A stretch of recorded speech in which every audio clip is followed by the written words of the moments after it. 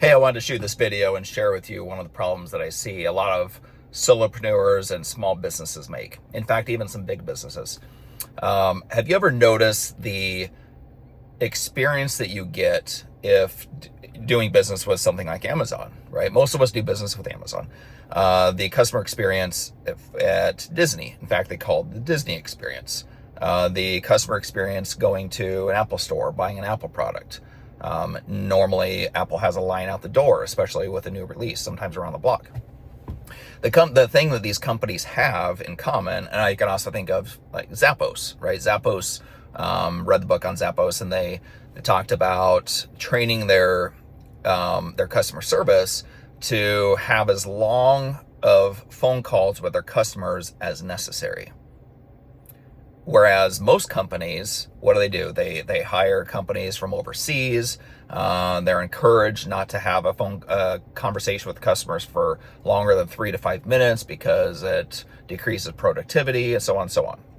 Well, Zappos made it part of their policy where their customer service would be on the phone for as long as necessary to make sure that their customers felt understood, helped, to where they eliminated any confusion, and essentially they had their problems solved.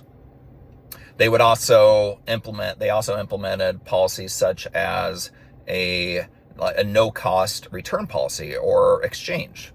So most companies, especially online retailers, would charge some type of there would be a cost to return or exchange because naturally somebody has to pick up that shipping cost. Well, Zappos decided the customer shouldn't be charged if they're not happy with the product or they got the wrong size or whatever it is. So they picked up that cost. Huge cost to them, but they made it part of the overall customer experience for the customer. And so all these and same thing with Amazon. For example, Amazon, created the one-click purchase. That was part of their customer experience. And they have it now, but they're working on getting it to where every product that you order through Amazon can be delivered the same day. The cost for them to do that is outrageous, right? That means they have to have fulfillment centers very close to every customer that will buy from them. So the infrastructure and development costs for them to do that is just unbelievable. I can't even imagine what it is.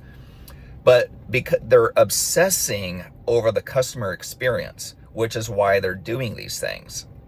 And so the bigger companies understand it, not only because they want to grow their brand, but they understand that if they serve the customer well once, likely that customer is going to come back again and again and again, right? So they're putting the costs in up front to retain that customer over time, as well as to build a brand. And so the customers share their stories and have that experience, and they share it with friends and family and so on. But as solo entrepreneurs and small businesses, we're often so focused on just the sale, right? Just getting that transaction completed, because we're busy and we're running around and we don't have the time to get obsessed about the customer experience. But that is what's going to ultimately build your brand. Your brand's not going to be built off of a completed sale, but your brand will be built off of numerous people going through the customer journey with you and being blown away along the journey. So that's what I encourage you to do, is get obsessed about the customer experience with everybody that does business with you. And the best way to do this is to think about every single touch point that they'll have with you along the way, every single touch point, and figure out how to make that experience for each touch point as magical as it can be.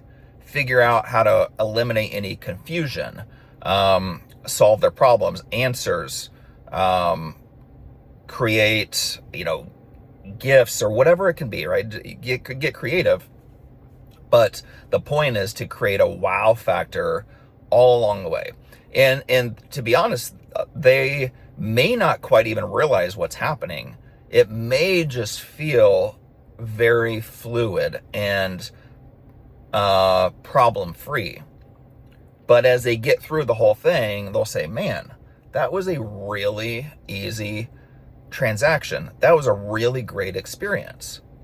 And so just give you some kind of off topic. But I noticed this about a lot of places I go, a lot of places I do business with, or go to dinners, where there's broken pieces along the way where, I rate most of the places I go. Like I go out to dinner and my girlfriend and I will rate these different restaurants. And she's like, well, what's it going to take to be a 10? I said, I don't know. We're probably not going to find it around here because people don't obsess over this. We've had a couple 9s, but we don't have any 10s because people don't obsess about the customer experience. And there's an unlimited amount of things you can do, but you have to start with breaking apart that customer journey. What happens when they walk through the door? What happens when they get seated? What's that experience look like? And I'm kind of thinking restaurant here, but most people that follow me are real estate investors, possibly some real estate agents. And so taking it into that industry and breaking apart every piece of that customer journey and offering the best possible experience they can have. So I encourage you to do that. See what you can come up with. It's not something that's super easy to do, but it's fun. And it will take a little while because not only do you have to create it, but then you have to implement it. And then you have to see how it affects people. So good luck on this. It'll serve you very well. Maybe not quickly, but over a long run, this is ultimately what builds your brand and what people talk about when you're not there.